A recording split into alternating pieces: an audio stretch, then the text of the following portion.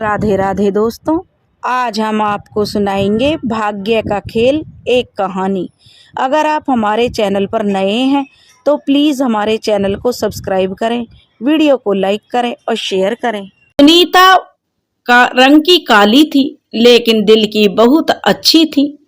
अब वह रात में सपना देखती कि कोई खूबसूरत सा नौजवान घोड़े पर बैठकर उसकी तरफ हाथ बढ़ाते हुए कहता है, आओ सुनीता, मेरे पास आओ, मैं तुम्हें सपनों की दुनिया में लेकर चलूंगा जहां चारों तरफ खूबसूरती ही खूबसूरती है। सुनीता अपना हाथ उस नौजवान की तरफ बढ़ाती है लेकिन तभी धम की आवाज आती है। सुनीता अपनी कमर पर हाथ रखते हुए कहती है, हाय रे, मेरी कमर टूट गई।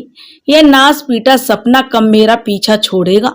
दिन भर लोगों की बातें क्या कम पड़ जाती हैं कि रात को यह सपना भी मेरी नींदों में आकर मुझे चिढ़ाकर चला जाता है।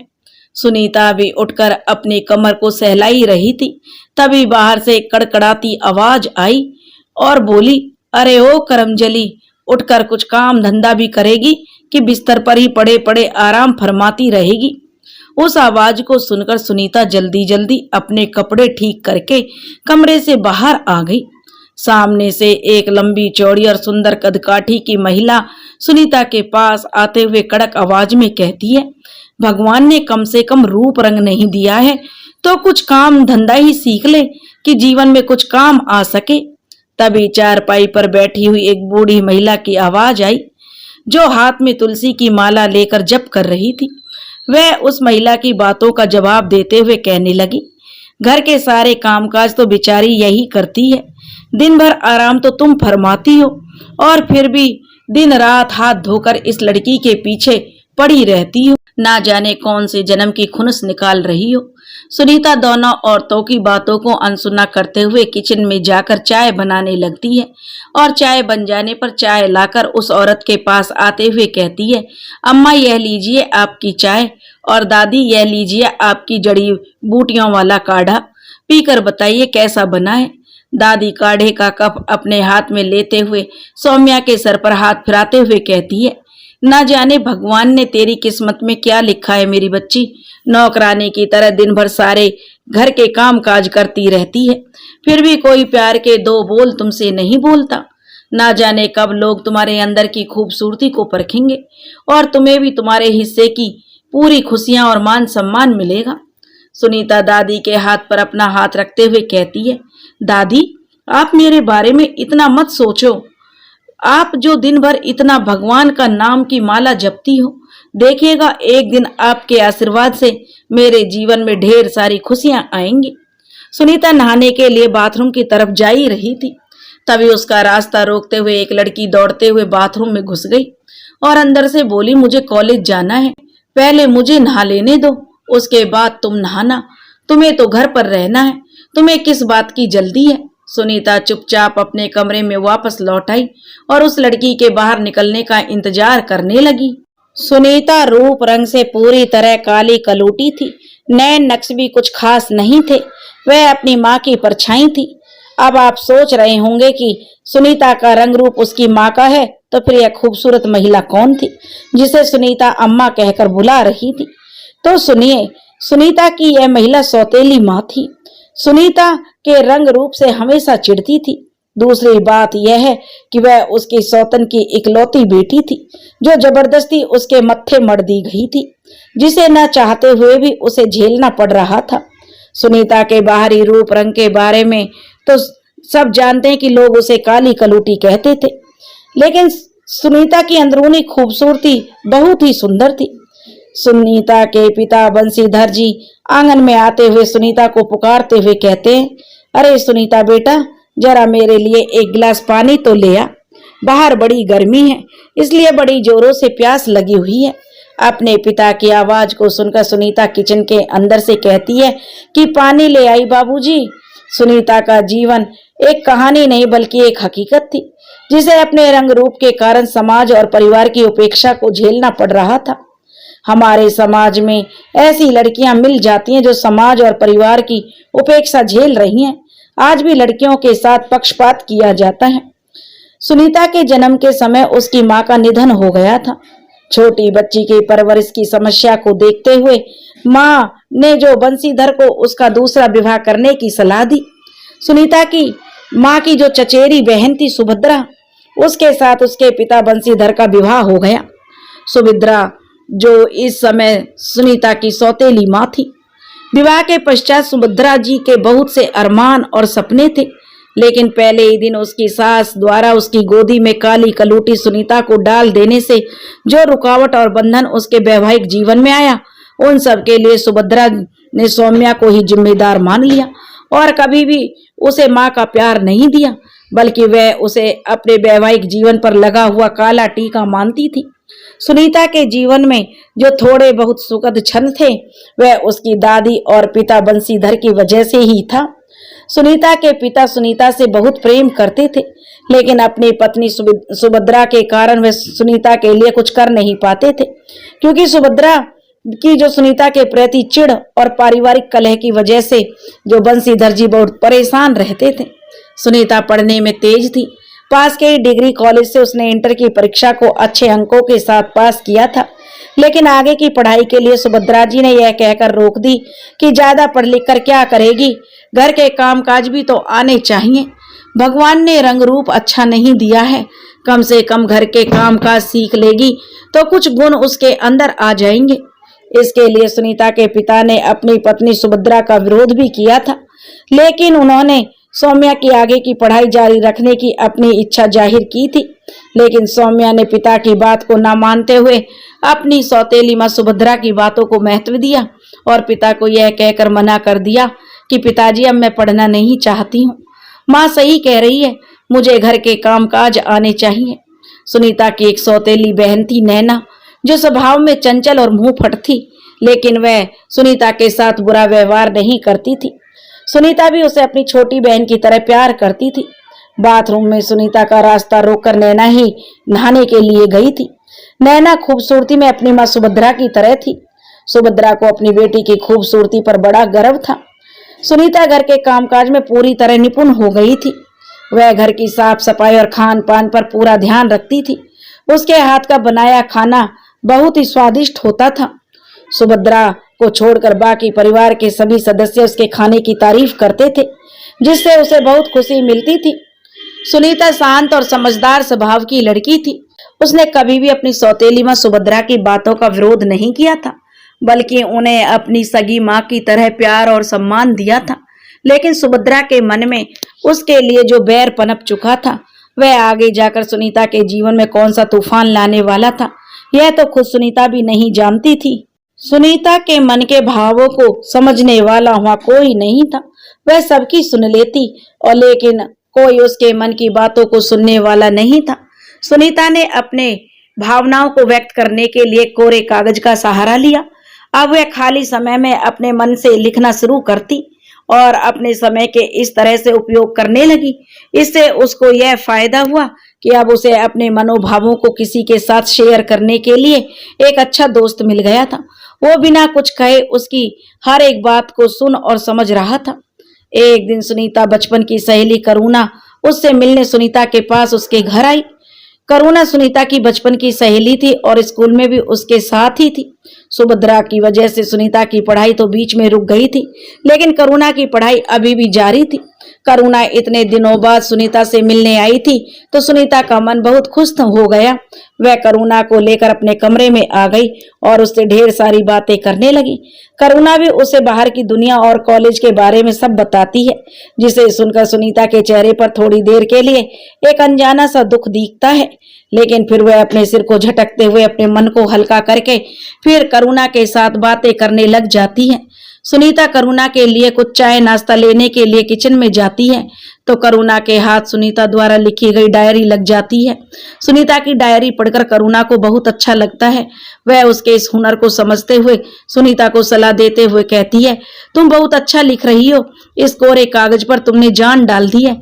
कुछ देर बाद करुणा अपने घर के लिए निकलने लगती है, लेकिन वह अपने साथ सुनीता की डायरी को भी लेकर जाती है। अब करुणा के जरिए सुनीता के द्वारा लिखी गई कहानियां, लेख और कविताओं का प्रकाशन करुणा ने करवाना शुरू कर दिया था।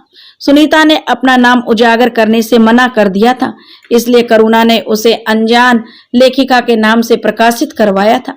अब सुनीता द्वारा लिखी गई कहानियां, लेख और कविताओं के पाठकों की संख्या बहुत बढ़ रही थी, लेकिन कोई भी अपनी अनजान लेखिका के बारे में नहीं जानता था। सुनीता के प्रशंसक अपने प्रिय लेखिका के बारे में जानने के लिए हमेशा उत्सुक रहते थे, लेकिन किसी को भी यह खबर नहीं थी इतनी सुंदर और खूबसूरत लेखन कौन कर रहा है। धीरे धीरे सुनीता की लिखी कहानियां लोकप्रिय होने लगी और उसके बहुत से प्रशंसक बन गए जो उसके लेखन को बहुत पसंद करते थे। इन प्रशंसकों में से एक प्रशंसक ऐसा था जो सुनीता की कहानियां के जरिए उसे अपने मन में बसा लिया था। उसे अपनी अनजान लेखिका से प्रेम हो गया था। वह प्रशंसक अपनी अनजान लेखिका से अपनी कल्पनाओं की दुनिया में मिलता था। उसे उस दिन का बेसब्री से इंतजार था जब उसकी लेखिका उसकी कल्पनाओं से बाहर आकर सच में उससे रूबरू होगी। उधर सुभद्रा अपनी चिढ़ के कारण सुनीता को एक पल भी बर्दाश्त करना नहीं चाहती थी। वह चाहती थी किसी तरह इस कलूटी का विवाह हो और यह इस घर से और उनकी आंखों से दूर हो जाए, जिसके लिए वह हमेशा कोशिश करती रहती। उन्होंने अपनी जान पहचान और अपनी सखी सहेलियों से बात कर रखी थी कि लड़का चाहे जैसा भी हो मुझे पसंद आ जाएगा, और वैसे भी इस काली कलूटी को कौन सा सपनों का शहजादा मिलने वाला है। वैसे भी अब इसकी उम्र हो गई है, लड़की जात है, कुछ गलत हो गया तो लोग सौतेली माँ को ही दोष देंगे कि सौतेली माँ ने ध्यान नहीं दिया। अगर अपनी बेटी होती तो ऐसा नहीं हुआ होता। इन सब से तो अच्छा है सही समय पर विवाह कर दिया जाए। अपने घर जाएगी तो हमारा भी पीछा छूटेगा। दूसरी तरफ सुनीता के लेखन की वजह से उसे जो प्रसिद्धि मिल रही थी, उसे देखकर उसकी सहेली करुणा उसके लिए बहुत खुश थी। बहुत से प्रशंसक थे जो सुनीता के लेखन से प्रभावित होकर उसके बारे में जानना चाहते थे। आखिर वह अनजान लेखिका कौन थी। एक दिन करुणा सुनीता से मिलने के लिए उसके घर आई और उसे बताती है, तुम्हारे लेखन को कितना पसंद किया जा रहा है। सुनीता, तुम अपने इस हुनर को कभी बंद मत करना, हमेशा लिखते रहना, क्योंकि जो तुम लिखती हो वह तुम्हारे मन की आवाज है जो सभी के दिलों को छू जाती है। अब तो तुम्हारे प्रशंसक पब्लिकेशंस ऑफिस तक आने लगे हैं, जिन्हें तुम्हारे बारे में जानकारी चाहिए होती है। वह तुमसे आमने सामने मिलना चाहते हैं। सुनीता कहने लगी, वह तो मैंने अपना फोन नंबर दे रखा। करुणा ने कहा, पब्लिकेशंस ऑफिस में, जिसके कारण मेरे पर ही फोन आते हैं और मैंने साफ मना कर दिया है कि लेखिका किसी से मिलना नहीं चाहती। सुनीता कहने लगी, यह तो ठीक किया तूने। करुणा की बातों को सुनकर सुनीता को अपने लेखन पर विश्वास होता है और वह मन ही मन सोचती है, चलो कम से कम ईश्वर ने कोई गुण तो मेरे अंदर दिया जिसे लोग पसंद कर रहे हैं। करुणा सच्ची कह रही है, मुझे अपने इस गुण को, महत्व को जो समझना होगा, अपना लेखन आगे भी जारी रखना होगा, क्योंकि आज मेरे जीवन में जो आत्मसम्मान और थोड़ा बहुत अपने ऊपर विश्वास हुआ है वह मेरे लिखने की वजह से ही है। सुभद्रा जी को अपनी एक सहेली से पता चलता है कि एक लड़का है जो सुनीता से विवाह करने के लिए तैयार हो गया है, लेकिन वह लड़का विकलांग है और उसके घर में एक बूढ़ी माँ है जो उस लड़के के सारे काम करती है। उन्हें लड़की के रूप रंग से कोई मतलब नहीं है, उन्हें बस अपने बेटे को संभालने के लिए एक ऐसी लड़की की जरूरत है जो उनके विकलांग बेटे की देखभाल कर रख सके और घर को संभाले। पहले तो सुभद्रा जी को कुछ समझ नहीं आ रहा था, लेकिन फिर उन्होंने अपने मन को मजबूत करते हुए सोचा कि अब जैसी लड़की है वैसे ही लड़के भी मिलेंगे। अब इनके लिए सपनों का राजकुमार तो आने से रहा। रिश्ते में कोई बुराई नहीं है, अच्छा खासा परिवार है, धन दौलत की भी कमी नहीं है। मान लो अगर लड़के का एक पैर ठीक नहीं है तो क्या हुआ, लड़का इकलौता है, जमीन जायदाद पैसे रुपया सब तो है। अब सुभद्रा जी को इस रिश्ते के लिए सुनीता के पिता को तैयार करना था, क्योंकि एक वही थे जो इस रिश्ते के लिए कभी तैयार नहीं होते। इसलिए सुभद्रा ने मन ही मन सोच रखा था उन्हें कैसे तैयार करना है और जल्द से जल्द सुनीता के विवाह करके उसे यहाँ से कैसे विदा करना है। अब सुभद्रा जी सोचने लगी कि कैसे सुनीता के पिता और दादी को अपने माया जाल में फंसाए। सुभद्रा की साजिश से उसका परिवार अनजान था। एक वही थी जो अंदर ही अंदर सारी तैयारियां करते हुए अपनी साजिश को अंजाम देने की कोशिश में लगी हुई थी। सबसे पहले उन्होंने सुनीता के प्रति अपना रुख रवैया बदला। अब वह परिवार के सामने सुनीता से बहुत ही प्रेम से पेश आती और उसका ध्यान रखती थी। अचानक उनके अंदर आए इस बदलाव को देखकर दादी का माथा ठनक रहा था। लेकिन वह समझ नहीं पा रही थी आखिर सुभद्रा में अचानक यह बदलाव कैसे आ गया। चाहे जो भी हो, सुभद्रा जी के इस बदलाव को देखकर परिवार के सभी सदस्य खुश थे, क्योंकि परिवार में सभी को शांति और खुशहाली अच्छी लग रही थी। सुनीता के पिता बंसीधर जी की सुनीता को लेकर बहुत से सपने और इच्छाएं थी। वह सुनीता के विवाह में पूरा करना चाहते थे, लेकिन सुभद्रा ने हमारी एक बेटी है उसका एहसास कराते हुए उनकी भावनाओं पर अंकुश लगाया हुआ था। वह कह देती थी कि देखिए, हमारी नैना के पिताजी, हमारी जो एक ही बेटी है, दो नहीं है। धीरे धीरे समय बीत रहा था। एक दिन अचानक सुभद्रा ने सुनीता को तैयार होने के लिए कहा और परिवार के सभी सदस्यों को इकट्ठा करके कहती है, आज आप सभी लोग घर पर ही रहिए। आज सुनीता को देखने के लिए उसकी सास आ रही है। लड़का तो किसी कारण से आ नहीं पाएगा, लेकिन उसकी सास की दिली इच्छा है वह सुनीता को देखे और उसको आशीर्वाद और उपहार दे। खास तौर से सुभद्रा जी अपनी सास को सुनाते हुए कहती हैं, आज आप लोग देखिए कि मैंने कितना अच्छा घर वर और परिवार सुनीता के लिए ढूंढा है। आप लोगों को तो मुझ पर भरोसा ही नहीं था। हमेशा एक ही बात इस घर में सुनती आई हूँ, मैं सौतेली माँ हूँ और सुनीता का ध्यान नहीं रखती हूँ। सुनीता अपने कमरे में तैयार हो रही थी तो सुभद्रा अपने हाथ में एक साड़ी और कुछ जेवर लेकर उसके पास आती है और कहती है, सुनीता, आज तुम ये साड़ी और जेवर पहन लो। सुनीता अपनी सहमति से अपनी माँ के हाथ से जेवर और साड़ी लेकर तैयार हो जाती है। सुभद्रा जी भले ही सुनीता की सौतेली माँ थी, लेकिन सुनीता ने कभी भी उनकी बातों का अनादर नहीं किया था। वह हमेशा से उनकी बातों को चुपचाप मान लेती थी, क्योंकि वह नहीं चाहती थी कि उसकी वजह से उसके परिवार में कलह हो। थोड़ी देर में एक बड़ी सी गाड़ी आकर बंसीधर जी के घर के बाहर खड़ी हो गई। गली मोहल्ले के बच्चे दौड़ दौड़ कर गाड़ी को छू छू कर देख रहे थे। उन्होंने आज अपनी गली में इतनी बड़ी गाड़ी पहली बार देखी थी। थोड़ी देर में गाड़ी के अंदर से एक महिला जो आभूषणों से सुसज्जित और बड़े घर की लग रही थी बाहर आती है। उनके बाहर निकलते ही सुभद्रा जी लपक कर उनके पास पहुंचती हैं और प्रणाम करते हुए उन्हें घर के अंदर लाती है। सुभद्रा जी उन्हें सोफे पर बैठाते हुए अपने परिवार से उनका परिचय करवाती है और उनके बारे में बताते हुए कहती है, यह कल्याणी जी हैं जिनका अपना खुद का बिजनेस है। इनके इकलौते बेटे हैं सिद्धार्थ, जो बिजनेस के सिलसिले में बाहर गए हुए हैं, इसलिए आ नहीं पाए। थोड़ी देर में सुनीता चाय और नाश्ता लेकर उनके सामने हाजिर होती है। कल्याणी जी सुनीता को अपने पास बुलाकर बैठा लेती हैं और प्यार से उसके सिर पर हाथ फेरते हुए उसे आशीर्वाद देती हैं। कल्याणी जी के स्वभाव को और उनके अपनेपन को देखकर बंसीधर जी और सुनीता की दादी को भरोसा हो जाता है कि सुभद्रा ने सुनीता के लिए अच्छा परिवार ढूंढा है। अब उन्हें यकीन हो जाता है किसी के चेहरे की खूबसूरती मायने नहीं रखती, बल्कि उसके अच्छे गुणों से उसका गुणगान होता है, उसका अवलोकन होता है। उनके मन में तसल्ली मिलती है कि चलो, अब तक सुनीता ने जिन दुखों का सामना किया है, आगे उसे वह सब झेलना नहीं पड़ेगा। वह अपने ससुराल में अपने पति और परिवार के साथ खुशी खुशी जीवन बिताएगी। उन्हें क्या पता था, इस मामले में सुभद्रा ने सुनीता के साथ खेल खेला है। कल्याणी जी ढेर सारा उपहार अपने साथ लेकर आई थी। वह उपहार सुनीता को देकर और उसे ढेर सारा आशीर्वाद देते हुए उनके परिवार से विदा लेकर चली जाती हैं।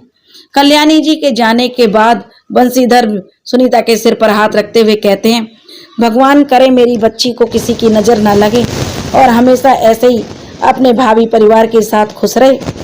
सुभद्रा को अब यकीन हो चला था कि परिवार वाले उसकी बात से सहमत हैं, तो वह जल्दी से जल्दी शादी का मुहूर्त निकलवाकर सुनीता का विवाह संपन्न करवाना चाहती थी। इस सिलसिले में वह जल्दी से जल्दी पंडित से मिलती है और सही मुहूर्त निकलवाकर शादी की आगे की तैयारियों में लग जाती है। अब धीरे धीरे वह दिन भी आ जाता है जब सुनीता दुल्हन बनकर अपने आप को शीशे में निहार रही थी और दादी उसकी बलैयां ले रही थी। बारात दरवाजे पर आ चुकी थी। सारे रिश्तेदार नातेदार बंसीधर जी के साथ बारात के स्वागत के लिए आगे बढ़ रहे थे। अचानक लड़के को लंगड़ाते हुए देखकर बंसीधर जी को बहुत बड़ा झटका लगता है, लेकिन उसके पीछे खड़ी सुभद्रा जी उन्हें संभालते हुए कहती है, आगे बढ़ो और दूल्हे का स्वागत कीजिए। बंसीधर जी सुभद्रा को गुस्से से देखते हुए धीरे से कहते हैं, मुझे तुमसे यह अपेक्षा नहीं थी, तुम हमें इतना बड़ा धोखा दोगी। सुभद्रा कहती है, मैंने ऐसा कुछ नहीं किया, तुम जल्दी आगे बढ़ो, दूल्हे को स्वागत करो। बंसीधर जी कहते हैं, मैं मानता हूँ कि सुनीता तुम्हारी सौतेली बेटी है सुभद्रा, लेकिन क्या तुम्हें कभी भी ऐसा नहीं लगा उसने तुम्हें अपनी सौतेली माँ समझा हो? वह मासूम बच्ची तो हमेशा तुम्हें अपनी माँ का ही दर्जा देती है। कभी भी उस मासूम ने तुम्हारे सामने अपना मुंह नहीं खोला, फिर तुमने उसके साथ इतना बड़ा विश्वासघात कैसे किया? तुमने हमें पहले क्यों नहीं बताया कि लड़का विकलांग है? सुभद्रा जी बंसीधर जी को संभालते हुए कहती है, आप समय की नजाकत को समझिए। आपके नातेदार रिश्तेदार सभी आपके सामने खड़े हैं। इस समय आपकी इज्जत आपके हाथ में है। और आप क्या समझते हैं आपकी उस बदसूरत बेटी को सपनों का राजकुमार मिलेगा? इस लड़के में बुराई क्या है? देखने में खूबसूरत है, घर परिवार अच्छा खानदान है, रुपया पैसा सब कुछ तो है। अब आपको क्या चाहिए? आज आप जिस रिश्ते में कमी निकाल रहे हैं, कल आप ही मेरी तारीफ करेंगे, क्योंकि मैंने सोच समझकर फैसला किया है। मैं जानती हूँ समाज में पहले लोग बाहरी खूबसूरती और आकर्षण को महत्व देते थे। अगर मैं सुनीता के लिए सामान्य लड़का ढूंढने की कोशिश करती तो लड़का और परिवार सुनीता के बार बार रिजेक्ट करते रहते, जिसकी वजह से वह बार बार अपमानित होती। इसलिए मैंने सोच समझकर फैसला किया है, इस लड़के में कोई बुराई नहीं है और फिर उस परिवार में जाकर हमारी सुनीता बहुत सुखी रहेगी। अब आप सोच लीजिए इस समय आपको क्या करना चाहिए। बंसीधर का दिमाग इस नाजुक घड़ी में शून्य हो गया था। उन्हें कुछ समझ नहीं आ रहा था कि उन्हें क्या करना चाहिए। एक तरफ उनकी बेटी थी, लेकिन कहीं ना कहीं दूसरी तरफ सुभद्रा जी की बातें भी ठीक ही थी, क्योंकि हमारा समाज ऐसा ही है जहाँ बाहरी खूबसूरती को लोग महत्व देते हैं। धीरे धीरे विवाह की सारी रस्में पूरी होती गईं। सुनीता की विदाई का समय आ गया। सुनीता की आंखों में देखते हुए बंसीधर ने उससे माफी मांगते हुए कहा, बेटी हो सके तो इस मजबूर बाप को माफ कर देना। सुनीता अपने पिता के हाथों को पकड़ते हुए कहती है, पिताजी, इन हाथों से माफी मांगने की जरूरत नहीं है, इसे मेरे सर पर आशीर्वाद के रूप में रखिए। मेरे भावी जीवन के लिए मंगल कामना कीजिए। मैं अपने परिवार और पति के साथ जो जीवन पर्यंत सुखी जीवन और खुश रह सकूं, क्योंकि सुनीता का जीवन जन्म से ही ऐसी जटिल परिस्थितियों में बीता था जिनके कारण वह वर्तमान में ऊंचे मनोबल के और अपने कर्मों पर विश्वास करने वाली एक पूर्ण रूप से समर्थ लड़की बन चुकी थी। इसलिए इस रिश्ते के लिए उसे किसी से कोई गिला शिकवा नहीं था, क्योंकि उसे अपने ऊपर भरोसा था। वह जानती थी जो उसकी किस्मत में लिखा है उसे मिल चुका है और ईश्वर के लिखे को कोई टाल नहीं सकता। इसलिए किसी और को उसके लिए दोष नहीं देना चाहिए, बल्कि जो मिला उसे ही अपने दृढ़ निश्चय और बुद्धि कौशल से बेहतर बनाने की कोशिश करनी चाहिए। शायद अपनी इसी सोच के कारण सुनीता ने बचपन से लेकर अब तक सुभद्रा जी के अपने प्रति गलत व्यवहार को भी अनदेखा ही करना उचित समझा था, क्योंकि वह जानती थी बेवजह बड़ों से बहस करने में परिवार में कलह ही उत्पन्न होगा और पारिवारिक कलह से घर की शांति भंग हो जाती है। सुनीता को ईश्वर ने भले ही रूप रंग नहीं दिया था, लेकिन उसके अंदर बुद्धि और गुणों की भरमार थी। सुनीता की विदाई का समय हो चुका था। वह अपने पिता के गले लगकर रोती है और फिर अपनी दादी के पास जाकर उनसे मिलती है और अंत में सुभद्रा के पास जाकर उनके पैर छूकर उनसे विदा लेती है। आज सुभद्रा भी सुनीता के साथ हुई जीवन भर की कड़वाहट को भूलकर उसे गले लगाकर समझाते हुए कहती है, मेरी बच्ची, अब हमारी इज्जत तुम्हारे हाथ में है। जिस घर में जा रही हो उस घर को स्वर्ग बनाना। मुझे गलत मत समझना। मैंने एक माँ होने के नाते जो तुम्हारे लिए ठीक लगा वह किया। अब आगे अपने जीवन को खूबसूरत बनाने के लिए तुम्हें मेहनत करनी होगी और अपने परिवार के साथ खुशहाल जीवन जीते हुए अपने मायके और ससुराल की आन बान शान को बनाए रखना। बचपन से लेकर आज तक भले ही सुनीता को सुभद्रा ने कभी प्यार के दो बोल नहीं बोले थे, लेकिन आज एक माँ की तरह अपनी बेटी को उसके भावी जीवन के लिए उचित सलाह दे रही थी, जिसे सुनीता ने बहुत ध्यान से सुना और आगे के जीवन में उसका अनुसरण करने का मन ही मन संकल्प ले लिया। सुनीता मायके से विदा होकर अपने ससुराल पहुंच गई। बहू और बेटे को देखकर कल्याणी जी बहुत खुश हुई। उन्होंने पहले से गृह प्रवेश की पूरी तैयारी कर रखी थी। अपने घर आए परिवार और रिश्तेदारों के साथ मिलकर पूरे धूमधाम से नवविवाहित जोड़े का रस्मों रिवाज के साथ स्वागत करती हैं और फिर बहू बेटे की नजर उतारकर गृह प्रवेश करवाती हैं। सुनीता के रंग रूप को देखकर परिवार और रिश्तेदारों के बीच कानाफूसी शुरू हो जाती है। कोई कहता कैसी काली कलूटी बहू ले आए, तो कोई कहता है लंगड़े बेटे के लिए और क्या मिलेगा, लेकिन कोई भी कल्याणी जी के सामने खुलकर कुछ कहने की हिम्मत नहीं करता है और शांति से सभी रस्मों में शामिल होकर नववधू को आशीर्वाद देते हैं। गृह प्रवेश के बाद कुछ और रस्मों को करने के बाद कल्याणी जी बहू को बहू के कमरे में भिजवा देती हैं आराम करने के लिए, क्योंकि कुछ समय बाद मुंह दिखाई की रस्म करनी थी, जिसमें सुनीता को फिर लगातार कई घंटों बैठना पड़ता। इसलिए थोड़ा समय आराम कर लेगी तो उसे कुछ राहत मिलेगी। यह सोचकर कल्याणी जी उसे आराम करने के लिए उसके कमरे में भेज देती हैं। मुंह दिखाई की रस्म में किसी ने सुनीता के रंग रूप की तारीफ तो नहीं की, लेकिन कल्याणी जी की उपस्थिति के कारण किसी ने सुनीता के लिए भला बुरा भी नहीं कहा। शांति से मुंह दिखाई की रस्म संपन्न हो गई। शाम तक बहुत से रिश्तेदार कल्याणी जी को बहू के आने की बधाई देते हुए अपने अपने घर जाने की अनुमति लेकर अपने घर के लिए रवाना होने लगे। मुंह दिखाई की रस्म के बाद जो सुनीता को उसके कमरे में पहुंचा दिया जाता है। कमरे में पहुंचकर सुनीता अपने भावी जीवन पर मन ही मन चिंतन कर रही थी। कुछ समय के बाद सुनीता को दरवाजे पर किसी के पैरों की आहट सुनाई पड़ती है। थोड़ी देर में एक परछाई दरवाजे के अंदर आती है। सुनीता घबराते हुए पलटकर पीछे देखती है तो वह परछाई कोई और नहीं बल्कि सुनीता का पति ऋषि था, जिन्होंने अभी अभी कमरे में प्रवेश किया था। ऋषि जी को कमरे में आया हुआ देखकर सुनीता बिस्तर से उठकर एक तरफ खड़ी हो जाती है। थोड़ी देर में कल्याणी जी वर वधू के लिए दूध का गिलास लेकर कमरे में आती हैं। सुनीता जी की तरफ टेबल पर रखते हुए कहती है, बेटा तुम्हें किसी चीज की जरूरत हो तो मुझे बता देना। अब तुम दोनों आराम करो, कल सुबह हमें कुल देवी के मंदिर के लिए दर्शन करने जाना है।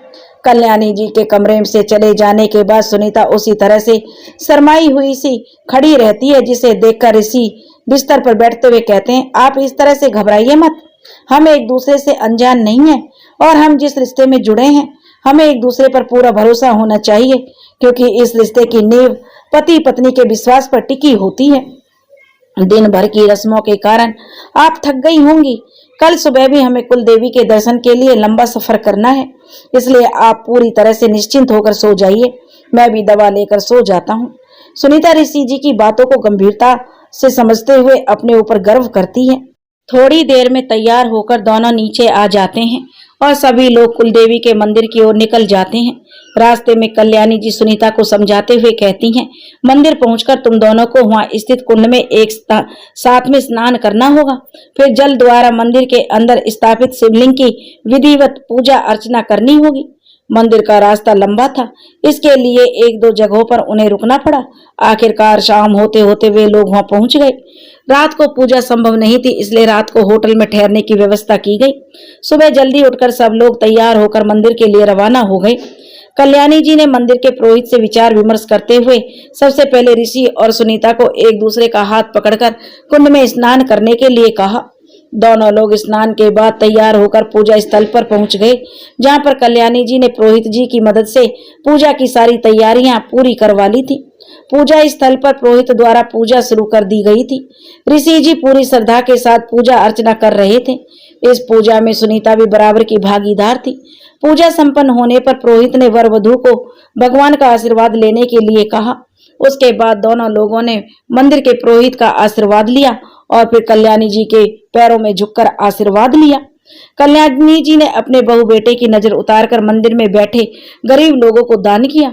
बेटे के हाथों से मंदिर में कंबल भी बंटवाए, क्योंकि वह चाहती थी उनके बेटे बहू के नए जीवन की शुरुआत के लिए सबका आशीर्वाद मिल जाए, उनका आगे का जीवन खुशहाल और सुखी बना रहे। कुल देवी की पूजा अर्चना के बाद सुनीता परिवार सहित घर वापस लौट आती हैं। अगले दिन ससुराल में सुनीता की पहली रसोई थी, जिसकी तैयारी में सुनीता सुबह से ही जुटी हुई थी।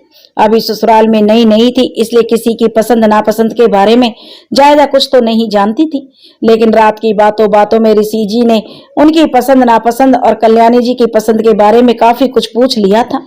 उसी के अनुसार आज वह किचन में अपने पति और सास की पसंद के अनुसार तरह तरह के व्यंजन तैयार कर रही थी। सुनीता द्वारा बनाए जा रहे पकवानों की खुशबू पूरे घर में फैली हुई थी। कल्याणी जी ने किचन में आकर खुश होते हुए सुनीता के सर पर हाथ रखकर उसे आशीर्वाद देते हुए कहती हैं, तुम सदा ऐसे ही मेरे घर आंगन में अपनी खुशबू बखेरती रहना।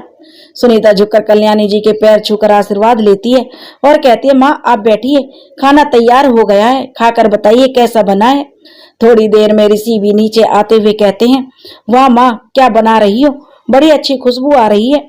कल्याणी ऋषि को छेड़ते हुए कहती है, मैं कुछ नहीं बना रही हूँ, आज तुम्हारी पत्नी के हाथों का खाना खाने के लिए बैठी हूँ, तुम भी आओ। हाँ हम माँ के हाथों के खाना खाकर तो परेशान हो गए हो, अब बीवी के हाथ का नया स्वादिष्ट व्यंजन खाओ और बताओ कैसा बना है। आज मेरी बहू की पहली रसोई है, इसलिए खाने के बाद उसका नेक तैयार रखना। तब ऋषि कहता है, क्या माँ, आपने पहले क्यों नहीं बताया? खाने के बाद ऐसा भी कुछ करना होगा। इस समय मेरे पास देने के लिए कुछ नहीं है, अगर पहले पता होता तो कुछ ले लिया होता। कल्याणी जी कहते हैं, कोई बात नहीं, इस समय नहीं, ऑफिस से लौटते समय ले आना, लेकिन कुछ ना कुछ तो गिफ्ट देना ही पड़ेगा तुम्हें आज खाने के लिए। सुनीता तो कुछ कहेगी नहीं, लेकिन यहाँ पर मैं तुम्हारी कंजूसी नहीं चलने दूंगी बेटा, इसलिए याद करके शाम को ऑफिस से लौटते समय सुनीता के लिए कुछ जरूर ले आना। ऋषि के ऑफिस चले जाने पर कल्याणी जी ने भी अपने कमरे में आराम करने के लिए चली जाती हैं, लेकिन आज सुनीता को अपने पिता की और मायके की याद आ रही थी। उसका मन थोड़ी देर के लिए उदास हो गया था। चाहे जैसा भी हो, लेकिन हर लड़की को अपना मायका सबसे प्रिय होता है, जिसे छोड़ने का दुख सभी के मन में होता है। भले ही वह धीरे धीरे अपने परिवार में घुल मिल जाती है, लेकिन कहीं ना कहीं मन में किसी न किसी कोने में मायके के प्रति उसका जो लगाव जुड़ा रहता है। सुनीता अपने कमरे में को जो ठीक कर रही थी, तभी उसके कानों में पिताजी की आवाज पड़ती है, जिसे सुनकर चौंकते हुए बाहर आती है। बंसीधर जी कल्याणी जी से बातें कर रहे थे, जिन्हें देखकर वह अपने आप को रोक नहीं पाती और उनके पास आकर पैर छूने के लिए झुकती है। तो बंसीधर जी उसे अपने गले लगाते हुए कहते हैं, बिटिया हमेशा माता पिता के दिल में रहती हैं, और तुम तो मेरी वह बेटी हो जिसे मैं कोई सुख नहीं दे सका। सुनीता बंसीधर जी को रोकते हुए कहती हैं, आपने पिता के सभी फर्ज निभाए हैं पिताजी। आप आज आपके आशीर्वाद से मुझे इतना अच्छा ससुराल और परिवार मिला है। आप अपने आप को कोसना बंद करिए, मैं अपने ससुराल में बहुत खुश हूँ। बंसीधर जी बेटी को पग फेरे के लिए लिवाने के लिए आए थे। जब उन्होंने कल्याणी जी से इसकी आज्ञा मांगी तो कल्याणी जी ने हंसते हुए कहा, मैं भी सभी रस्मों रिवाजों को मानती हूँ, इसलिए मैं इस रस्म को मना कैसे कर सकती हूँ। और फिर जितना अधिकार सुनीता पर इस घर पर है, उतना ही अधिकार उसके मायके का भी उस पर है। लेकिन एक बात कहना चाहूंगी भाई साहब, मैं ज्यादा दिनों तक सुनीता को मायके में नहीं छोड़ सकती हूँ, क्योंकि उसके आने के बाद जो खुशियां मेरे घर में आई हैं, मैं उन खुशियों से ज्यादा दिनों तक दूर नहीं रह सकती। आप पग फेरे के लिए रस्म के लिए सुनीता को ले जाएंगे, मैं जल्दी ऋषि को भेजकर सुनीता को वापस बुला लूंगी। ससुराल में सुनीता के लिए कल्याणी जी के मन में इतना प्यार देखकर बंसीधर जी की आंखें भर आती हैं।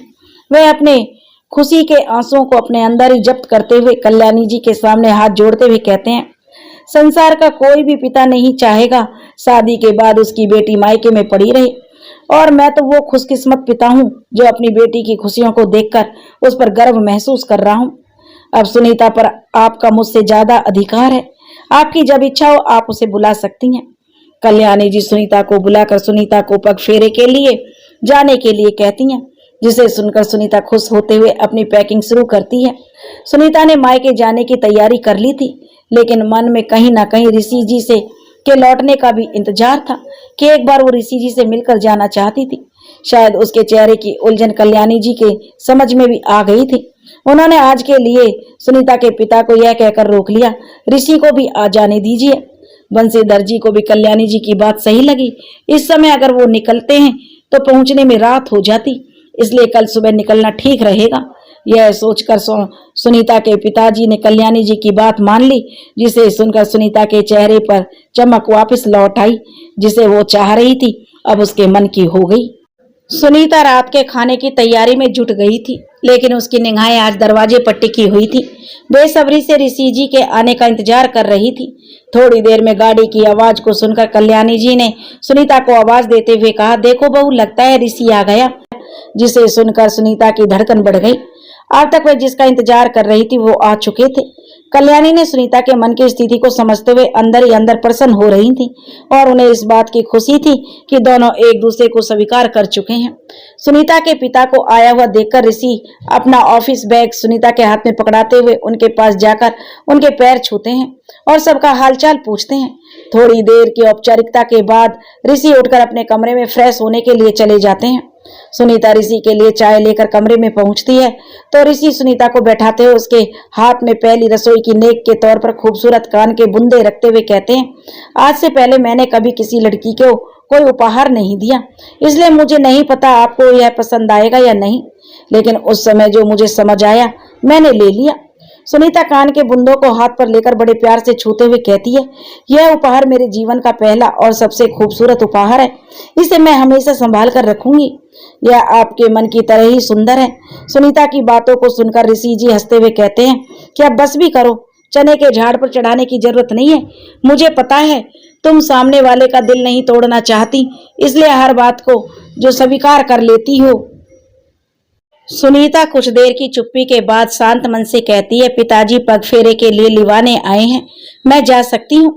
ऋषि चाय की चुस्की लेते हुए मुस्कुरा कर कहते हैं कि शायद तुम पहली लड़की हो जो मायके जाने के लिए इस तरह से उदास दिख रही हो, क्योंकि जहां तक मुझे पता है मायके के नाम से लड़कियां खुश हो जाती हैं। इसमें परमिशन लेने वाली कौन सी बात है, जब माँ और पिताजी के बीच बातचीत हो चुकी है और यह एक रस्म है जो तुम्हें जरूर जाना चाहिए। इतनी दूर से पिताजी तुम्हें लिवाने के लिए आए हैं और तुम खुश होने की बजाय उदास दिख रही हो, इसका क्या मतलब समझो। कल्याणी जी कमरे के बाहर से उन दोनों की बातें सुन लेती हैं और कमरे में अंदर आते हुए कहती हैं, मुझे पता है कि सुनीता उदास क्यों है, क्योंकि लड़की जब तक मायके में रहती है तब तक उसका प्रेम मायके में लगा रहता है, लेकिन जब लड़की विवाह के बाद पति के घर आती है तो उसे अपने पति और ससुराल से लगाव हो जाता है। और शायद यही कारण है कि सुनीता मायके के नाम पर खुश होते हुए भी तुमसे और तुम्हारे घर से प्रेम हो जाने के कारण उदास दिख रही है। कल्याणी जी इस तरह बेबाक बातें सुनकर ऋषि और सुनीता दोनों सकुचा जाते हैं, लेकिन कल्याणी की बात को संभालते हुए हंसकर कहती हैं, देखो भाई, मैं ऐसी ही हूँ, मुझे ललिता पवार जैसी सास बनने का शौक नहीं है। मैं आज के जमाने की माँ हूँ, इस बात को ऋषि भी अच्छी तरह जानता है। रही बात सुनीता की, तो उसे भी मेरी बेबाक बातें अच्छी लग रही होंगी, क्योंकि सुबह मैंने जो खुशी पिता के आने के बाद सुनीता के चेहरे पर देखी, थोड़ी देर में वह खुशी उदासी में बदल गई। और एक औरत होने के नाते मैं समझ सकती हूँ सुनीता क्यों उदास है। तुम दोनों के चेहरे पर जो एक दूसरे के लिए प्रेम और केयर में देखती हूँ, उसे देखकर कोई भी समझ सकता है तुम दोनों एक दूसरे के बिना अधूरे हो। तुम लोग इस बात को समझने में भले ही देर करो, लेकिन मुझे यह बात अच्छी तरह से समझ में आ गई है कि मेरे अकेलेपन को दूर करने के लिए मुझे इस घर में एक नन्हे मुन्ने खिलौने की जरूरत है। कल्याणी जी की नॉन स्टॉप बातों को सुनकर ऋषि अपनी माँ के स्वभाव को जानते हुए उनकी बातों पर ब्रेक लगाते हुए कहते हैं, माँ, क्या माँ आप भी शुरू हो जाती हो, चुप होने का नाम ही नहीं लेती हो। कम से कम सामने वाले की दशा तो देख लिया कीजिए। आपके स्वभाव को मैं जानता हूँ, इसलिए मुझे मेरी बिंदास और बेबाक माँ की बातों से कोई फर्क नहीं पड़ रहा, लेकिन जरा आप अपनी बहू के चेहरे की रंगत देखिए। आपकी बातों से सुनीता किस तरह घबराई हुई है। शायद उसे यकीन नहीं हो रहा कि इस तरह की बिंदास बातें उसके सामने उसकी सास कर रही है। आपकी बिंदास बातों को सुनकर उसको झटका लगा है। पहले आप अपनी बहू को संभालिए। माँ बेटे की बातों को सुनकर सुनीता का चेहरा पूरी तरह से शर्म के कारण लाल हो चुका था। कल्याणी जी सुनीता के पास आकर हंसते हुए उसका चेहरा ऊपर करके कहती हैं, अब तुम ही बताओ सुनीता, क्या मैंने कोई गलत फरमाइश की है? अरे इस उम्र के इस पड़ाव पर क्या मुझे तुम दोनों पोता पोती की खुशी नहीं दे सकते? मुझे तुम्हारी जैसी एक प्यारी और मासूम सी पोती चाहिए। कल्याणी जी की भावुक बातों को सुनकर सुनीता रोते हुए कल्याणी जी के गले लग जाती है और भरे हुए गले से कहती है, माँ, आप बहुत ही अच्छी माँ है। मैंने अपनी माँ को बचपन में खो दिया था, लेकिन आपको पाकर मुझे लगता है कि मेरे जीवन की सारी कमियां पूरी हो गईं। मैं बहुत खुश हूँ कि मुझे आप जैसी माँ, इतना अच्छा परिवार मिला। जरूर मेरे पुण्य कर्मों का प्रतिफल के रूप में मुझे यह खुशी मिली है। अब आप लोग नीचे खाने की टेबल पर आ जाइए, खाना तैयार है, मैं नीचे चल रही हूँ। सुनीता के चले जाने पर ऋषि अपनी माँ को गले लगाते हुए कहते हैं, ओ मेरी आज की माँ, आप कुछ ज्यादा ही जल्दी में हैं। अभी अपनी बहू को ठीक से घर दिखाया नहीं और पोते की फरमाइश भी रख दी। कल्याणी जी मुस्कुराते हुए कहती हैं, मैं जो कह रही हूँ ठीक कह रही हूँ। तुम दोनों की लखनवी तहजीब से पहले आपके चक्कर में बूढ़े हो जाओगे, इसलिए मुझे लगा तुम दोनों की गाड़ी पट्टी पर मैं ही ला सकती हूँ। तुम दोनों की आंखों में एक दूसरे के लिए अटूट प्रेम और विश्वास भरा है, लेकिन पति पत्नी होने के बावजूद भी एक दूसरे से कहने में झिझक रहे हो। मायके जाने की खुशी में सुनीता की नींद आज जल्दी खुल गई। सामने ऋषि जी को मासूम बच्चे की तरह सोया हुआ देखकर ना चाहते हुए भी उसकी निगाहें उनके चेहरे पर टिक गई। आज से पहले सुनीता ने इतने नजदीक से ऋषि जी को पहले शायद नहीं देखा था। आज वह अपलक उन्हें निहार रही थी। थोड़ी देर में ऋषि को महसूस होता है कि कोई उसे लगातार देख रहा है। वह धीरे धीरे अपनी पलकों को खोलते हैं तो सामने सुनीता को देखकर चौंकते हुए पूछते, क्या बात है, आज हमारी धर्मपत्नी को हमारे ऊपर बड़ा प्यार आ रहा है।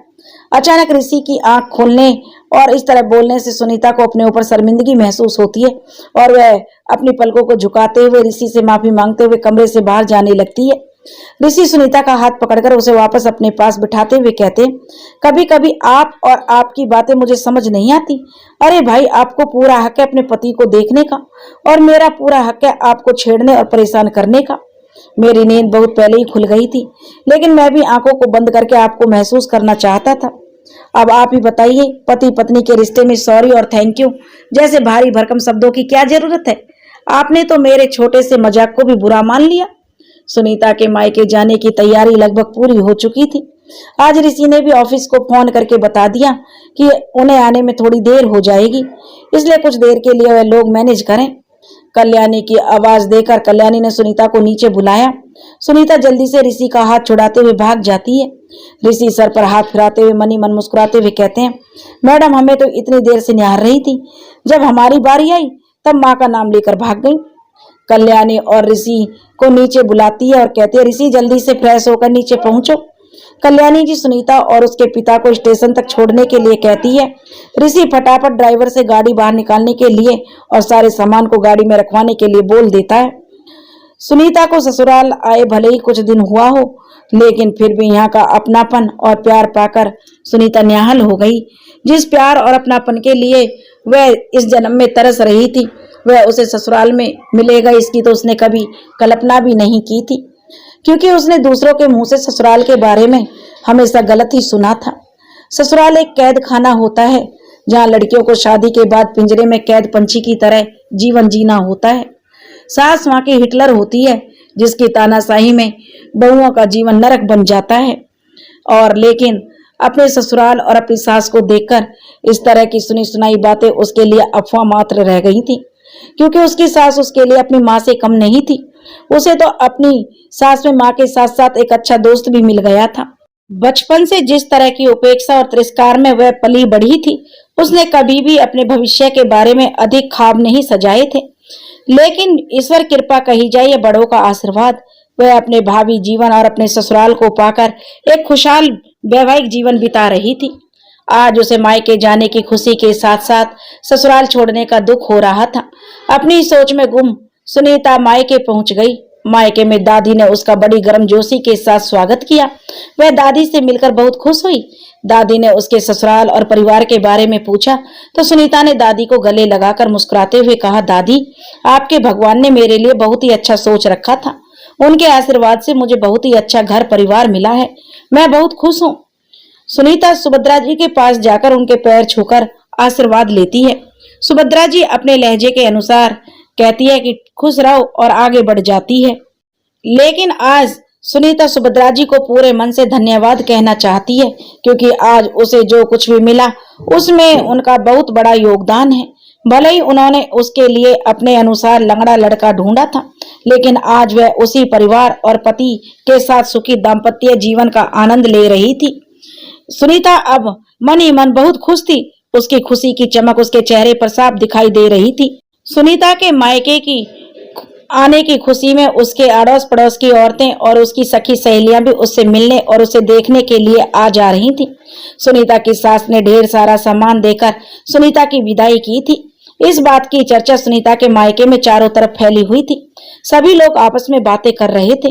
उन्हें यकीन ही नहीं हो रहा था, जिस सुनीता को हमेशा लोगों के तानों को सुनकर बड़ी हुई है, जिसने हमेशा अपने लिए अपमानजनक बातें सुनी है, आज उसकी किस्मत ने उसे झोपड़े से निकालकर महल में पहुंचा दिया। सभी का कहना यही था, जिसकी किस्मत में ईश्वर ने कुछ अच्छा लिखा है वही किसी इंसान के चाहने से बदल नहीं सकता। सुनीता के रंग रूप को देखकर किसी ने भी अनुमान नहीं लगाया था वह शादी के बाद महलों की रानी की तरह जीवन जीने वाली है।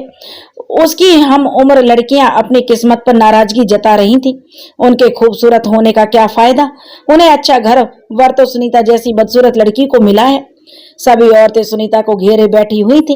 उसके ससुराल के बारे में तरह तरह की बातें पूछ रही थी। पहले की अपेक्षा सुनीता का रंग रूप भी निखर आया था।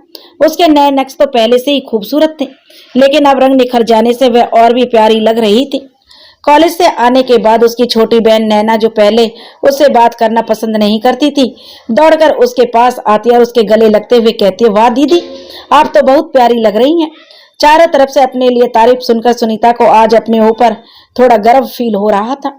उसके जीवन में आया यह बदलाव उसके नए परिवार और ससुराल के कारण ही था। आज उसे ईश्वर की बनाई हुई हर चीज से लगाव हो गया था और बार बार मन ही मन ईश्वर का धन्यवाद कर रही थी।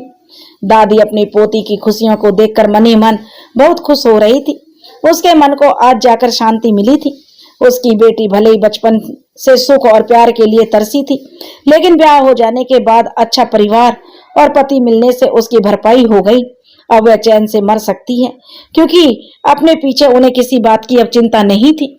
आस पड़ोस की सभी औरतें सुनीता से मिलकर अपने अपने घरों को लौट जाती हैं। खा पीकर सुनीता दादी के कमरे में दादी की बगल वाले बिस्तर पर सोने के लिए आती है। सुनीता आज बहुत खुश थी। उसके मन में बार बार ऋषि जी की याद आ रही थी। आज उसकी बहुत इच्छा हो रही थी कि एक बार उसकी ऋषि जी से बात हो जाए। इधर इतने दिनों से सुनीता की आदत पड़ जाने के कारण आज ऑफिस में आने के बाद ऋषि को भी सुनीता की कमी खल रही थी, क्योंकि जब से सुनीता आई थी उसने ऋषि का सारा काम संभाल लिया था। ऑफिस से लौटते ही उसके लिए चाय बनाकर उसके सामने हंसते मुस्कुराते हाजिर हो जाती थी। ऋषि फ्रेश होने के बाद सुनीता के मोबाइल पर कॉल करते हैं। आज सुनीता मन ही मन सोच रही थी आज का दिन उसके लिए कितना अच्छा है। वह जो भी सोच रही है उसकी सभी इच्छाएं पूरी हो जा रही हैं। अभी अभी उसने ऋषि से बात करने के बारे में सोचा और देखो तुरंत ही उसका फोन भी आ गया। फोन की घंटी से दादी की नींद डिस्टर्ब ना हो, इसलिए सुनीता फोन लेकर छत पर चली गई। पहले तो ऋषि सुनीता के समय से पहुंचने और परिवार का हालचाल पूछते रहे। थोड़ी देर की औपचारिकता बातचीत के बाद ऋषि जी कहते हैं, सुनीता, मुझे तुम्हारी बहुत याद आ रही है। क्या तुम मुझे वहां याद कर रही हो? ऋषि की बातों को सुनकर सुनीता का चेहरा शर्म से लाल हो जाता है। थोड़ी देर की बातचीत के बाद दोनों फोन रखकर सोने के लिए चले जाते हैं। ऋषि से बात कर लेने के बाद सुनीता का मन शांत हो गया था। अब वह निश्चित होकर नींद के आगोश में चली गई। आज ऋषि को अपनी फाइलों को ढूंढने में थोड़ी मशक्कत करनी पड़ रही थी। फाइलों को ढूंढने के चक्कर में एक डायरी नीचे गिर जाती है, जिसे थोड़ी देर देखने के बाद ऋषि जी हाथों में उठाकर पढ़ने के लिए खोलते हैं। उस डायरी में उसकी मनपसंद लेखिका की कहानियों को पढ़कर उसका मन विचलित हो जाता है। एक बार फिर से उसके मन में उसकी पसंदीदा अनजान लेखिका की यादें, उसको जिन्होंने अपने मन में कैद कर रखा था, आज डायरी में उस लेखन को पढ़कर तरोताजा हो जाती हैं। काफी देर तक वह अपनी अनजान लेखिका के मनपसंद लेखन को पढ़ते हुए उसी में खोए हुए थे, लेकिन फिर यह सोचकर परेशान हो जाते हैं, आखिर उनकी पसंदीदा लेखिका की डायरी इस घर में कहां से आई और वह भी उनकी अलमारी में क्या कर रही है। फिर कुछ सोचते हुए वह उस डायरी को उसकी जगह पर सुरक्षित रखकर अपने ऑफिस के लिए चले जाते हैं। ऋषि जी ऑफिस चले जाते हैं और ऑफिस की फाइलों में उलझने की भरपूर कोशिश कर रहे थे, लेकिन उनका दिल और दिमाग इस समय उनका साथ नहीं दे पा रहा था। जब से उन्होंने सुनीता की अलमारी में उस डायरी को देखा था, तब से उनका मन पूरी तरह से बेचैन था। उनके मन में उथल पुथल मची हुई थी। वे जानना चाहते थे इस डायरी से सुनीता का क्या कनेक्शन है, लेकिन चाह कर भी वह सुनीता से इस बात का जिक्र नहीं कर पा रहे थे, क्योंकि उन्हें लगता है वर्तमान में सुनीता उनकी पत्नी है। किस तरह से अपनी पत्नी के सामने दूसरी औरत के बारे में पूछताछ कर सकते हैं, क्योंकि अगर उन्होंने डायरी और उसकी लेखिका की बात सुनीता के सामने छेड़ दी तो सुनीता के मन को ठेस पहुंच सकती है। यह बात गलत होगी, यह समझाते हुए अपने मन को शांत करके ऋषि जी ऑफिस के कामों को निपटाने में जुट गए। वह नहीं चाहते थे कि दोबारा उनके दिमाग में डायरी का ख्याल आए और वह फिर से अपने अतीत की यादों में उलझ गए। आज सुनीता को मायके गए एक हफ्ता बीत चुका था। आज कल्याणी जी ने सुनीता से बात करते समय कह रही थी, उसके बिना उसका मन नहीं लग रहा, उनका परिवार और घर सूना सूना लग रहा है, इसलिए वह जल्दी सुनीता के पिता से सुनीता की विदाई के बारे में बात करेगी। सच कहा जाए तो सुनीता को भी अपने नए परिवार की याद सता रही थी। शाम को कल्याणी जी का फोन आता है और वह बंसीधर जी से सुनीता की विदाई के बारे में बात करती है। बंसीधर जी सुनीता की विदाई करने के लिए तैयार हो जाते हैं। शाम को ऋषि भी ऑफिस से लौटने के बाद चाय पीते समय कल्याणी जी अपनी बातों का सिलसिला जारी रखते हुए कहती है, कल तुम्हें सुनीता को लाने के लिए उसके मायके जाना होगा बेटा। कल सुनीता आने वाली है। यह जानकर उनके मन को सुकून और खुशी महसूस होती है, लेकिन उसी पल डायरी का ख्याल भी उसके मन में उथल पुथल मचा देता है। अगले दिन कल्याणी सुनीता के मायके जाने की तैयारी करते हुए ऋषि को सुनीता के मायके भेज देती है। सुनीता अपने भावी जीवन में बहुत खुश थी। आज ऋषि जी उसे लेने के लिए आने वाले थे। उसे बेसब्री से ऋषि जी के आने का इंतजार था। बंसीधर जी अपनी हैसियत के अनुसार विदाई का सभी सामान देकर अपने पिता होने की जिम्मेदारी की पूर्ति कर रहे थे। सुनीता के ससुराल की भव्यता को देखने के बाद वह भली भांति जान गए थे कि वह अपने ससुराल में पूरी तरह से संतुष्ट और खुश है, लेकिन फिर भी एक पिता होने का फर्ज तो उन्हें निभाना ही था। इसलिए वह अपनी बेटी के लिए जो कुछ कर सकते थे, सुभद्रा जी की रोक टोक के बावजूद भी उन्होंने अपना फर्ज पूरा किया। सुनीता के मन की बेचैनी देखकर नैना उसे चिढ़ाते हुए कहते, क्या दीदी, अब मायके में आपका मन नहीं लग रहा? जब से आपको यह बात पता चली है जीजा जी आपको लेने आने वाले हैं, तब से आपकी नजरें बार बार दरवाजे पर टिकी हुई हैं। पास में बैठी हुई दादी नैना की बातों को सुनकर उसका साथ देते हुए कहती है, नैना तुम सच कह रही हो। अब हमारी सुनीता पहली वाली सुनीता नहीं रह गई है, अब यह पूरी तरह से बदल गई है। लेकिन मुझे खुशी है मेरी बेटी को इतना अच्छा परिवार मिला। इतने कम समय में वह उस परिवार के साथ घुल मिल गई है। भगवान करे वह हमेशा अपने परिवार के साथ ऐसे ही खुशी खुशी जीवन बिताए। नैना और दादी की खिंचाई से शर्माकर सुनीता दादी के गले लग जाती है।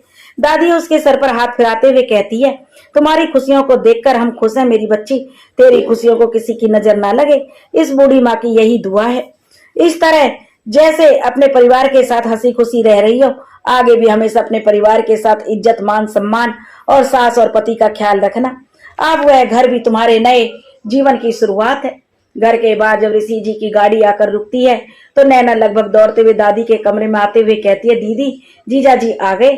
जिसे सुनकर एक बार के लिए सुनीता की धड़कन बढ़ जाती है। ऋषि जी के आने की खबर सुनकर उसे एक सुखद एहसास का अनुभव होता है। ऋषभ जी घर के अंदर प्रवेश करते हैं, सभी लोगों का पैर छूकर आशीर्वाद लेते हैं। बंसीधर जी कहने लगे कि जरा जमाई जी का जलपान की तैयारी की जाए। नैना एक के बाद एक नाश्ता लाकर ऋषि जी के सामने रख रही थी। ढेर सारा नाश्ता देख करने के बाद ऋषि जी नैना को रोकते हुए कहते, अब बस करो नैना, इतना मैं नहीं खा सकता। तभी जो सुभद्रा जी कमरे में प्रवेश करते हुए कहते, दामाद जी का ससुराल में बहुत स्वागत किया जाता है। आपके स्वागत करने की हैसियत तो हमारी नहीं है, लेकिन फिर भी जो कुछ हमने से बन पड़ रहा है वह सब हम कर रहे हैं, हमें करने दीजिए। ऋषि जी सुभद्रा जी की तरफ मुखातिब होकर कहते हैं, माँ जी आपने बहुत अच्छा स्वागत किया है। मैं तो नैना को इसके लिए रोक रहा था, मैं इतना कुछ एक साथ नहीं खा पाऊंगा। रही बात हैसियत की, तो आप माँ हैं, आपसे मुझे सिर्फ आशीर्वाद चाहिए। आपने अपनी बेटी देकर वैसे भी हम सब पर बहुत बड़ा एहसान किया है, बाकी और किसी चीज की इच्छा नहीं है। अब तक सुनीता ऋषि जी के सामने नहीं आई थी। सभी के साथ होते हुए ऋषि जी की आंखें किसी को ढूंढ रही थी। उनकी ढूंढती हुई निगाहों का मतलब समझते हुए दादी नैना से कहती है, नैना जीजा जी को दीदी के पास ले जाओ। नैना के साथ ऋषि सुनीता के कमरे में पहुंचते हैं, जहां सुनीता अपने सामान को इकट्ठा समेट रही थी और उसकी पैकिंग कर रही थी। अचानक से उनको अपने कमरे में पाकर सुनीता मुस्कुराते हुए उनका स्वागत करती है और बैठने के लिए कहती है। कुछ देर की बातचीत के बाद ऋषि जी सबसे विदा लेकर सुनीता को साथ लेकर घर के लिए निकल जाते हैं। सुनीता जब ससुराल से आई थी तो उसे ससुराल के लोगों की याद सता रही थी। अब जब मायके में रहकर वापस जा रही है तो उसे अपने परिवार के साथ छूटने की कमी महसूस हो रही है। रास्ते में गुमसुम सी अपने आप में खोई हुई बैठी थी। इस तरह सुनीता का चुपचाप बैठना ऋषि जी को अच्छा नहीं लग रहा था। वह उसकी उदासी को दूर करने के लिए आपसी बातचीत का सिलसिला शुरू करते हैं। पहले तो दोनों आपस में परिवार के बारे में बातें करते हैं, फिर बातों ही बातों में सुनीता की पसंद नापसंद के बारे में पूछते हैं। पहले तो सुनीता मन ही मन सोचती है कि उसे अपने लिखने के बारे में ऋषि जी को बताना चाहिए या नहीं। फिर वह ऋषि जी को सब बातें बता देती है। उसे लिखने का शौक है, क्योंकि वह नहीं चाहती थी वह अपने जीवन से जुड़ी कोई भी बात अपने पति से छुपाए। सुनीता को लिखने का शौक है, यह सुनकर जो ऋषि जी थोड़े हैरान हो गए। फिर भी ऋषि जी को यह जानकर अच्छा महसूस हुआ कि सुनीता को लिखना पसंद है। अब उन्हें लग रहा था, अगर मैं कभी भी अपने अनजान लेखिका के बारे में सुनीता को बताना चाहूंगा तो वह मेरे मन की दुविधा को भली भांति समझ जाएगी, क्योंकि उनका जुड़ाव भी इस क्षेत्र से है। ऋषि के आगे बात जारी रखते हुए पूछता है, क्या आपको लिखने के साथ साथ पढ़ने का भी शौक है? तो सुनीता हिचकते हुए जवाब दिया, शौक तो है लेकिन कभी पढ़ने का मौका नहीं मिला। इस बात को जानकर ऋषि जी को हैरानी हुई, लेकिन उन्होंने अपने चेहरे पर अपने मन के भाव को आने नहीं दिया। ऋषि ने थोड़ी देर की शांति के बाद मौका देखकर सुनीता से कहा, सुनीता जी, मैं आपको अपने अतीत से जुड़ी कुछ बातें बताना चाहता हूँ। सुनीता के चेहरे पर जो अजीब से भाव आए, क्योंकि उसे भी जिज्ञासा नहीं थी ऋषि के अतीत के बारे में जानने की। वह अपने वर्तमान में बहुत खुश थी, लेकिन फिर भी ऋषि की बातों को सुनने के लिए वह गंभीर हो गई। ऋषि ने अपने अतीत में झांकते हुए सुनीता को बताया, वह विवाह से पहले एक लेखिका को दिलो जान से पसंद करते थे। उन्होंने बहुत कोशिश की उस लेखिका के बारे में जानने की और उन तक पहुंचने की, लेकिन शायद भाग्य में उनका साथ नहीं था, इसलिए उन तक पहुंच नहीं पाए। और फिर माँ को दुखी देखकर उन्होंने इस विवाह के लिए हाँ कर दी। आपस में बातें करते करते कब दोनों लोग घर पहुंच गए पता नहीं चला। कल्याणी जी आरती का थाल लेकर द्वार पर खड़ी थी।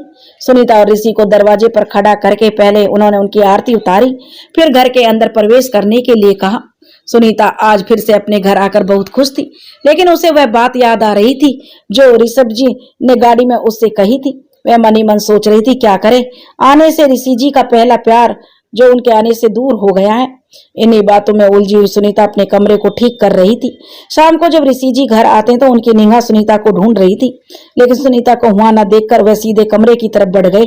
अभी दरवाजे तक ही पहुंचे थे, अंदर से सुनीता किसी पर फोन पर बात करती हुई उसकी आवाज आई। उसमें अनजान लेखिका का नाम सुनकर ऋषि दरवाजे के पास खड़े होकर अंदर की बातें सुनने की कोशिश करते हैं। सुनीता सामने वाले से फोन पर कह रही थी, सब कुछ ठीक चल रहा था, लेकिन अब लगता है मैं ऋषि जी की अपराधी हूँ। उन्हें विवाह से पहले किसी और से प्रेम था, लेकिन माँ जी की वजह से मुझसे विवाह करना पड़ा, और अब यह अपराध बोध जीवन भर मेरा पीछा नहीं छोड़ेगा, जिसका मेरे दाम्पत्य जीवन पर भी असर पड़ेगा। सुनीता की बातों को सुनकर ऋषि जी को बुरा लग रहा था कि उन्होंने बेकार में अपनी अतीत की बातों को सुनीता को बताकर उसके मन को दुख पहुंचाया है। ऋषि चुपचाप से कमरे में प्रवेश करते हैं। सुनीता भी फोन रख चुकी थी। वह ऋषि जी के लिए चाय बनाने के लिए जो किचन में चली जाती है, क्योंकि उसका नियम था जब भी ऋषि जी ऑफिस से आते थे तो आते ही सुनीता उनके लिए चाय बनाती थी। दूसरी तरफ सुनीता को जब फोन पर बातें करते हुए ऋषि ने सुना तो उसे एहसास हुआ कि उन्हें अपने अतीत की बातों से सुनीता को दूर रखना चाहिए था, क्योंकि कोई भी पत्नी अपने पति से जुड़ी किसी भी दूसरी औरत के बारे में किसी की तरह की बातों को सुनना पसंद नहीं करती, चाहे भले वह औरत पति के ख्वाब तक ही सीमित क्यों ना हो। दोनों प्रत्यक्ष रूप से एक दूसरे की बात तो नहीं कर रहे थे, लेकिन फिर भी दोनों अंदर ही अंदर एक दूसरे की बातों से आहत जरूर थे। आज ऑफिस से आते वक्त ऋषि ने अपनी पसंदीदा लेखिका की लिखी हुई कुछ किताबें अपने साथ ले आए थे।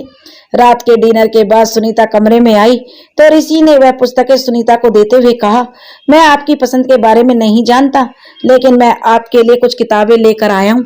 अगर आपको वक्त मिले तो आप पढ़ना चाहें तो इन्हें पढ़ सकती हैं। यह मेरे जीवन की पसंदीदा किताबें हैं, ऋषि कहने लगी, जिनसे मुझे समय समय पर जीवन जीने की और मार्गदर्शन मिला है। जब कभी मुझे जीवन में कठिनाइयों का सामना करना पड़ा तो मुझे इन किताबों के जरिए उन कठिनाइयों से लड़ने की हिम्मत मिली है। हो सकता है यह आपके भी काम आए। सुनीता ने चुपचाप किताबें लेकर पास में पड़ी टेबल पर रख दी और ऋषि जी को दूध और दवा देते हुए कहा, रात बहुत हो चुकी है, हमें सो जाना चाहिए। रही बात इन किताबों की, इन्हें मैं कल खाली वक्त में पढ़ लूंगी। अगले दिन सुबह सुनीता अपनी दिनचर्या में रोज की तरह लग चुकी थी। पूजा पाठ के बाद उसने सुबह का नाश्ता तैयार किया। ऋषि जी को लंच बॉक्स तैयार करके ऋषि जी भी चुपचाप नाश्ता करके लंच बॉक्स लेकर ऑफिस के लिए निकल गए।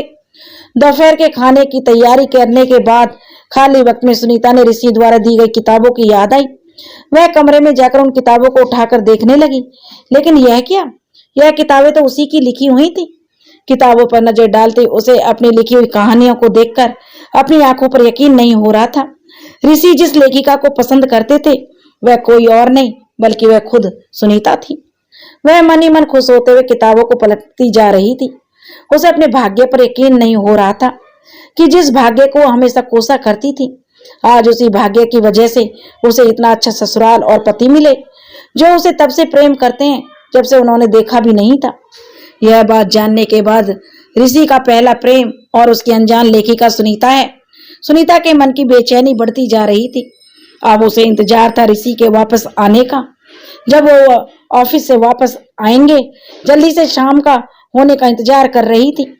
वह ऋषि जी से बता सके, ताकि उनका पहला प्यार और उनकी अनजान लेखिका जिसे वे अब तक ढूंढ रहे हैं, वह उनकी पत्नी बनकर स्वयं उनके पास आ चुकी है।